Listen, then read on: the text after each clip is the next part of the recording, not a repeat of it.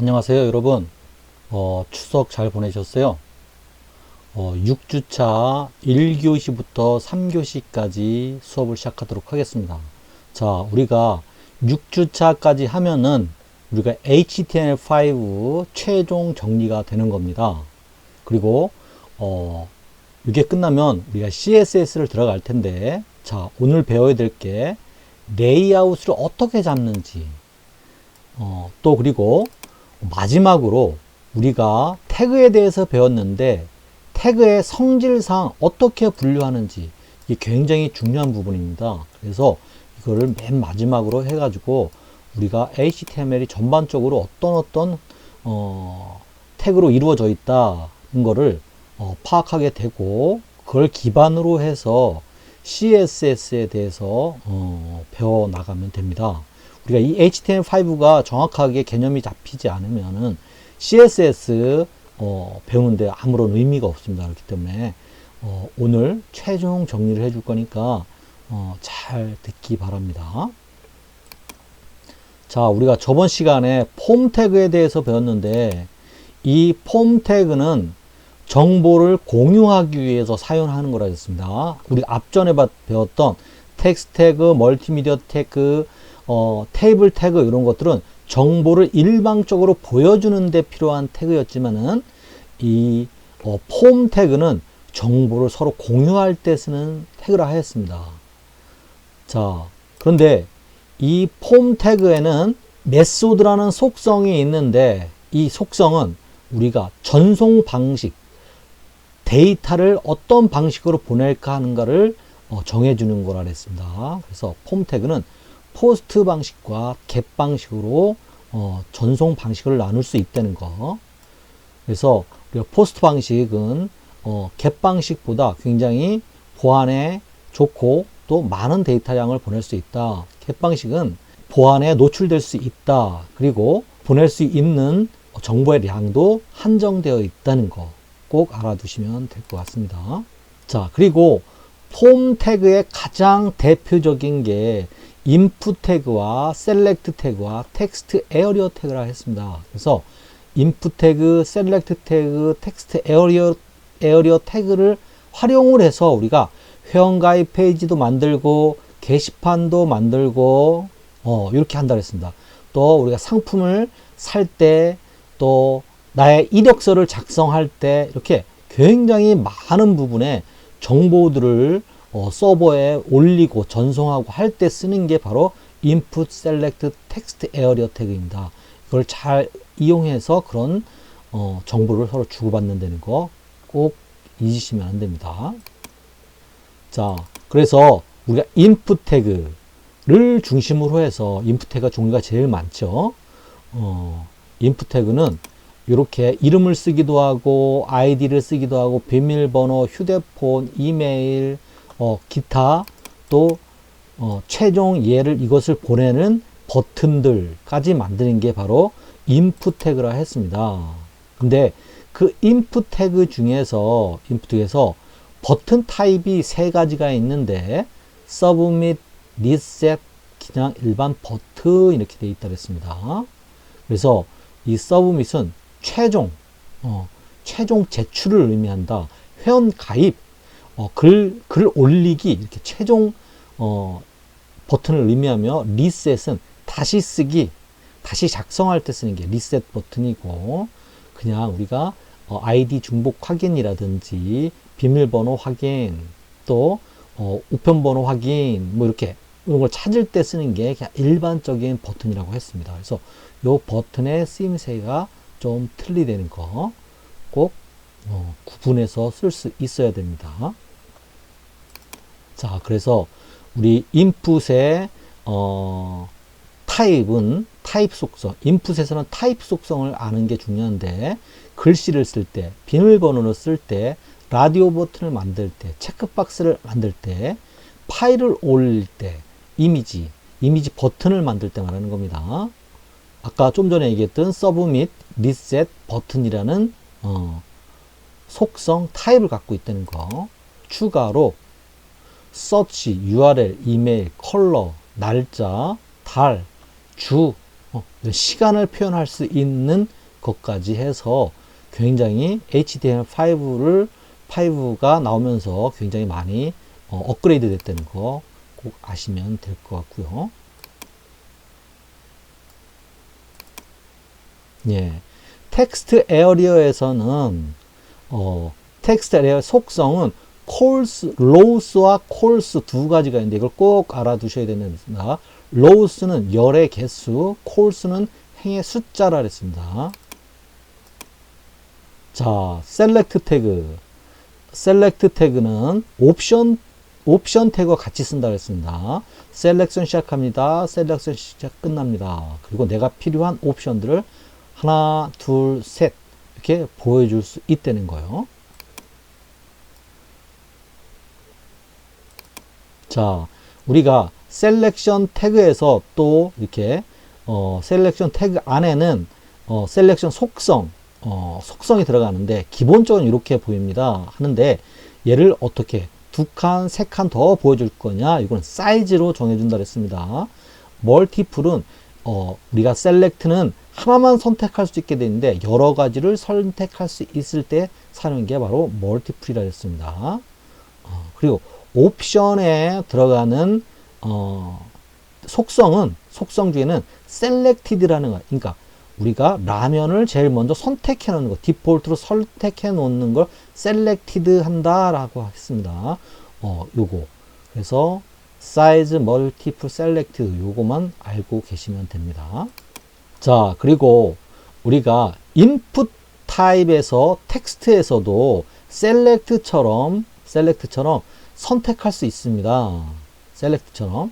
자, 이거는 어떨 때 인풋 타입 텍스트 하면은 미디어 디자인과 이렇게 적을 수 있는데 학교에서 학과가 정해져 있을 때, 그런데 학생들이 잘못 기재할 수 있을 때 우리가 미리 정해준다는 겁니다. 그래서 인풋 타입 텍스트 데이터 리스트 시작합니다. 데이터 리스트 끝납니다. 마찬가지로 옵션 시작합니다. 옵션 끝납니다. 주어지고, 그러니까 데이터 리스트 아이디는 이름을 정해주고 우리가 인풋 타입에서 리스트로 얘를 받아준다. 리스트라는 속성으로 같은 이름을 정해줘서 이거를 받은다 그랬습니다. 그래서 우리가 데이터 리스트를 이용해서 선택할 수 있게끔 하는 것까지 해서 우리가 폼 태그에 대해서 배웠던 거, 저번 시간에 배웠던 겁니다. 자, 그리고 셀렉트 태그에서는 우리가 이게 아주 단순한 것만 있지는 않겠죠. 우리가 그룹을 줘서 옵션 그룹을 이용해서 이렇게 그룹별로 옵션을 만들어 줄 수 있다는 것도 꼭 아셔야 되고, 자, 그리고 회원 가입, 혹시 게시판 이런 거 만들 때, 아니면 상품 신청 이런 페이지를 만들 때 폼 태그를 이용해서 그런 것들을 만드는데, 이 폼 태그가 굉장히 복잡할 때 우리가 필드셋을 이용해서 구역별로 나눠서 우리가 폼 태그를 사용한다는 겁니다. 그래서 필드셋 시작합니다. 필드셋 끝납니다. 그래서 한 그룹, 여기서는 그냥 이 성별 요 부분만 나눴지만은 그런 거죠. 회원가입 기본 부분과 회원가입 상세 부분을 이렇게 필드셋으로 나눠서 할 수 있다는 겁니다. 그래서 굉장히 복잡한 회원가입이라든지 좀 복잡할 때 우리가 필드셋을 이용해서 나눠준다는 겁니다. 자, 그리고 이럴 때 우리가 레전드와 레이블이라는 태그도 사용하는데, 레전드는 인풋 태그에 대한 정의, 제목을 나타내는 거고, 레이블은 내용을 뜻한다고 했습니다. 자, 그래서 요 사용법까지 해서 우리가 폼 태그에 대해서 전체적으로 배웠습니다. 자, 우리가 이번 시간에 할 것은 레이아웃 태그입니다. 레이아웃 태그를 어떤 것들을 활용해서 레이아웃을 잡는지 한번 배워보도록 하겠습니다. 자, 텍스트 정보를 표현할 때 쓰는 거, 멀티미디어 정보를 표현할 때 쓰는 거, 표식화된 정보를 어떻게 표현하는지. 자, 우리가 쌍방향으로 정보를 공유할 때는 폼 태그를 사용한다는 거 좀 전에 했죠. 자, 이번에는 정보를 구조화하는 레이아웃을 어떤 식으로 잡는지 한번 보도록 하겠습니다. 자, 이렇게 되어 있습니다. 우리가 위에는 시메틱 구조 태그라 했고 밑에는 공간 태그라 했습니다. 자, 요 위에 게 시메틱 태그 구조 태그가 HTML5가 나오면서 더 업그레이드된 구조를 만들 때 쓰는 태그입니다. 예전에는 이렇게 div 태그로 이런 역할들을 다 모두 다 맡아서 했었습니다. 그래서 우리가 기본적으로 공간 태그가 기본이 되고 이 공간 태그가 사용 목적에 따라 가지고 좀 더 발전된 게 시메틱 구조 태그라고 생각하시면 됩니다. 그래서 공간 태그는 div 태그와 span 태그로 나눠진다. 자, 그렇게 생각하시면 됩니다. div 태그는 좀 더 블럭 형식의 공간, 그러니까 좀 더 큰 공간을 뜻한다고 생각하면 되고요.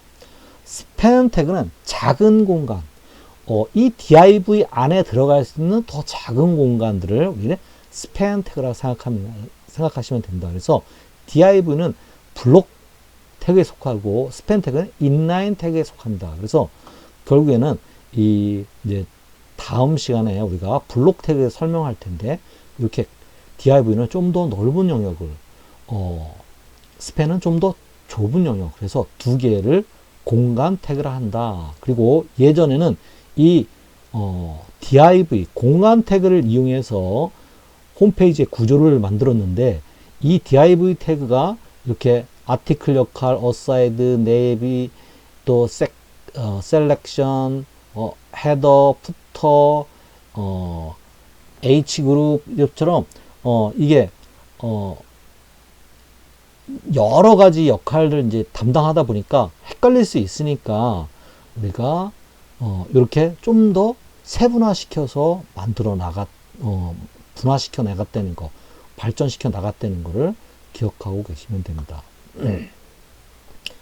자, 여러분들이 홈페이지를 보면 굉장히 뭐가 내용이 굉장히 많은 것 같죠? 예, 많습니다. 많은데 다 이 구조 내에 들어가 있다는 겁니다. 홈페이지나 웹이나 앱 다 마찬가지입니다. 이 구조 내에서 우리가 디자인을 틀리게 해서 얘가 복잡하고 또 내용이 많이 들어가서 복잡해 보인 거지만은 전체적으로 큰 틀을 놓고 보면 헤더 안에 들어가는 것, 레프트 메뉴 안에 들어가는 것, 콘텐츠 내너 안에 들어가는 것, 푸터 안에 들어가는 것, 이렇게 정해져 있다는 거죠. 그래서 요게 예전에 우리가 웹페이지를 만들 때 썼던 가장 기본 구조였었습니다. 자, 이렇게 이걸 div를 통해서 이렇게 만들었었는데 이렇게 만들다 보니까 굉장히 좀 얘를 독단적으로, 그러니까 아예 더 세분화시켜서 만들 필요가 있었다는 거죠. 그래서 우리가 헤더, 푸터, 또 어사이드, 네비, 섹션 이런 태그를 만들어서 발전을 시켰습니다. 이렇게 어떻게? 이렇게 발전을 시켰다는 겁니다. 자, 그리고 이렇게 우리가 헤더, 레프트 메뉴, 콘텐츠, 푸터라고 div를 만들어 놓고 요 안에 이렇게 로고, 또 메뉴를 나타내는 거, 탑 메뉴를 나타내는 거를 이렇게 넣었습니다. 로고는 우리가 H1 태그를 써서 보통 넣고, 네비는 우리가 보통 UL 태그, OL 태그를 사용합니다. 여기도 마찬가지로 메뉴니까 OL 태그나 UL 태그를 사용하겠죠. 자, 이렇게 헤더 내에는 보통 로고, 메뉴, 탑 메뉴, 이렇게 세 가지가 보통 들어가 있는 게 보통입니다. 자, 그리고 여기 레프트 메뉴에는 서브 메뉴들이 보통 들어가 있었죠. 그리고 서브 메뉴 안에는 밑에는 또 배너도 들어갈 수도 있고 다른 뭐 퀵 버튼을 넣을 수도 있고 해서 레프트 메뉴를 활용했었고, 컨텐츠 안에는 여기 위에는 동영상을 넣었지만 여기에 이미지를 넣을 수도 있고 여기에 다른 뭐 기타 사항들을 넣을 수 있다는 거죠. 그리고 아래는 뉴스를 보여주고 공지사항을 보여주고, 요 컨텐츠에 들어가는 내용들은 내가 꾸미기 나름이 되는 겁니다. 근데 보통 예전에는 이런 구성을 갖고 있었는데 요즘은 어땠죠? 굉장히 다양화됐죠. 그렇게 하고, 푸터에는 회사 정보. 그렇지만 이 구조는 지금도 마찬가지로 이 안에는 컨텐츠가 바뀌었을 뿐이지 이 구조는, 전체적인 구조는 계속 유지되고 있다는 겁니다. 그래서 이런 구조가 좀 발전이 돼서 이런 구조로 바뀌었다는 거. 이렇게 헤더 부분에 지금도 마찬가지로 헤더 부분에 로고가 들어갈 거고, 메인 메뉴가 있으면 메인 메뉴가 들어갈 거고, 탑 메뉴가 있으면 탑 메뉴가 들어갈 겁니다.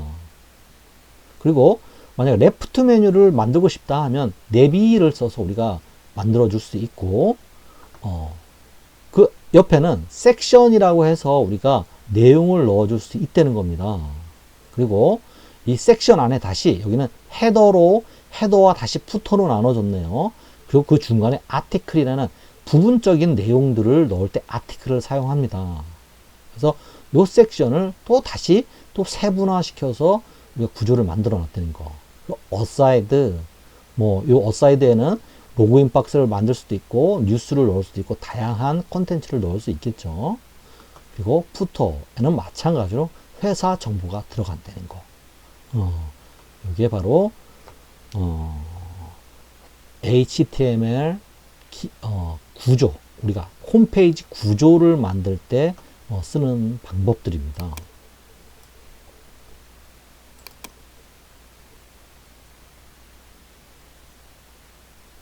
자, 요게 또 많이 사용하는 것들이죠. 또 요즘에는 이렇게 어사이드 내비를 만들지 않고 바로 이렇게 만들어지고 있습니다. 헤더 시작합니다. 헤더 끝납니다. 헤더 안에 내비를 넣었습니다. 그리고 이 안에 내용들은 섹션을 계속 나열을 해가지고 계속해서 섹션을 굉장히 한 페이지에 모든 섹션을 다 넣죠. 그리고 맨 아래 푸터를 넣어줍니다. 이걸 우리가 원페이지라 하죠. 원페이지. 한 페이지에 우리가 여러 페이지를 한 페이지에 다 구성해서 여기서 다 해결했을 때 우리가 많이 사용하는 구조입니다. 그래서 한번 보면은 이런 것들입니다. 자, 보여줄까요? 자, GS샵을 한번 살펴보도록 하겠습니다. GS샵. 자, 이쪽에 있는 얘는 우리 자바스크립트를 이용해 가지고 만들어 놓은 겁니다. 그래서 얘는 무시해도 됩니다. 얘는 레이아웃에 속하지 않습니다. 자, 이 GS샵의 레이아웃은 요 부분입니다. 요 부분. 자, 요 부분이 헤더 부분입니다. 헤더 부분. 자, 요 부분이 내용 부분입니다. 어디까지? 여기까지요. 그리고 요 부분이 푸터 부분입니다. 그러면 자, 헤더 부분에는 어떻게 되어 있냐? 헤더 부분에는 로고가 들어갔고 메인 메뉴가 들어가 있습니다. 그리고 탑 메뉴 여기 로그인이랑 회원가입 메뉴가 따로 별도로 들어갔네요. 그리고 마이 쇼핑 장바구니를 또 그룹으로 만들어서 크게 로고와 메인 메뉴와 탑 메뉴와 보조 메뉴 이렇게 해가지고 하나, 둘, 셋, 네 그룹으로 나눠져 있던 하나, 둘, 셋, 넷, 서치까지 5그룹으로 나눠져 있다는 겁니다. 얘는 뭘까요? 얘는 얘를 표시하는 하나의 그냥 이미지입니다. 얘를 표시하는 이미지이기 때문에 얘는 그냥 별 의미를 갖고 있지는 않다는 거죠. 이렇게. 자, 그리고 여기를 보면은, 자, 얘는 뭐죠? 얘는 내비에 속합니다. 내비. 어디? 요 내비에 속하는 데는 의미입니다.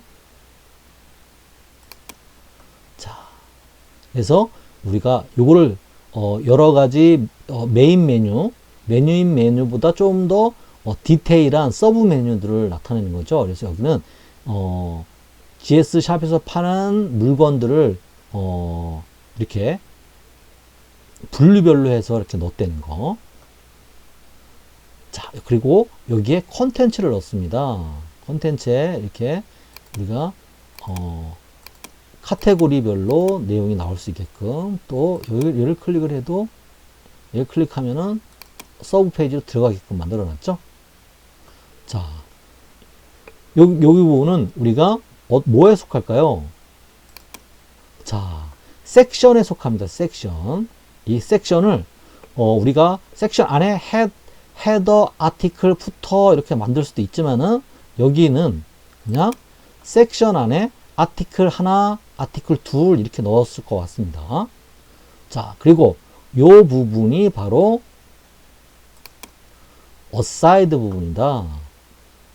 어사이드 부분. 그래서 우리가 직접 구매할 수 있는, 그리고 중요한 메뉴, TV 편성표를 한 번에 볼 수 있게끔 어사이드를 통해서 다시 한번 강조했다는 거. 자, 그리고 얘는 다시 섹션, 최고 혜택, 요렇게 요까지죠. 요 한 그룹을 만들어서 섹션을 만들었고, 오늘의 찬스라는 그룹을 만들어서 섹션을 만들었고, 또 공식 스토어를 만들어서 각각의 스토어, 브랜드 스토어를 만들었다는 거. 그리고 당신을 위한 추천 상품 해가지고 한 그룹을 만들어서 또 섹션을 만들었습니다. 그리고 지금 베스트 해가지고 각 분류별로 해서 베스트 상품들을 다시 만들어 놨다는 거. 그리고 여기는 배너겠죠. 배너 광고를 넣었고, 여기는 배너뿐만 아니라 GS샵에서 알림들, 우리가 고객센터라든지 또 이거에 따른 페이스북, 인스타그램, 카카오 스토리들을 넣어줬고, 맨 마지막에는 GS샵에 대한 회사 소개를 넣었습니다. 그래서 이런 식으로 만들었지만은, 우리가 모든 구조는 어떻게? 요 구조 내에 있다는 거. 복잡해 보이냐는 그렇다는 겁니다. 또, 자, 요 사례를 한번 보도록 하겠습니다. 최근에 많이 사용하는 사례들입니다. 자, 볼까요? 자, 이렇습니다. 자, 헤더 부분입니다. 그리고 여기는 섹션 하나, 섹션 둘. 여기서는 회사에 대한 소개네요.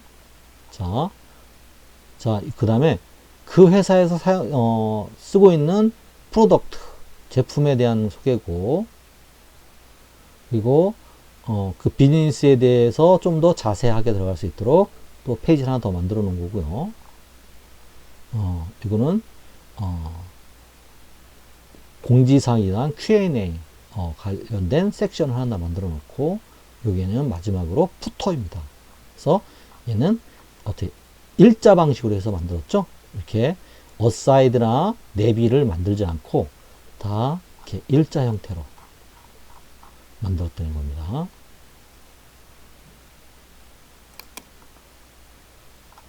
자, 얘도 마찬가지죠. 이렇게 일자 형태로. 그래서 이 구조는 내가 디자인을 어떻게 하느냐에 따라 가지고 구조가 틀려진다는 겁니다.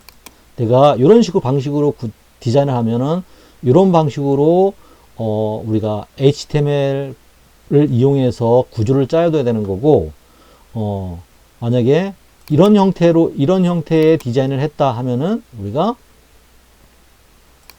이런 구조를 가지고 웹 코딩을 웹의 구조를 만들어 나가야 된다는 거죠. 그래서 그 디자인에 따라 가지고 우리가 디자인을 할 때 어떤 구조를 만들어 나갈지 이런 것들을 먼저 예측을 하고 해야 된다는 겁니다. 그래서 우리가 이 수업이 중요한 이유가 기본을 알고서 디자인을 하는 사람과 이게 구현될지 구현되지 않을지도 모르고 그냥 무턱대고 하는 디자인과는 전혀 틀리다는 겁니다. 그래서 우리가 디자인은 이런 구조까지 생각해 가면서 해야 된다는 겁니다. 자, 그래서 요 부분 그럼 한번 우리가 이 구조를 어떻게 만들어 놓았는지 한번 실습을 해 보도록 하겠습니다.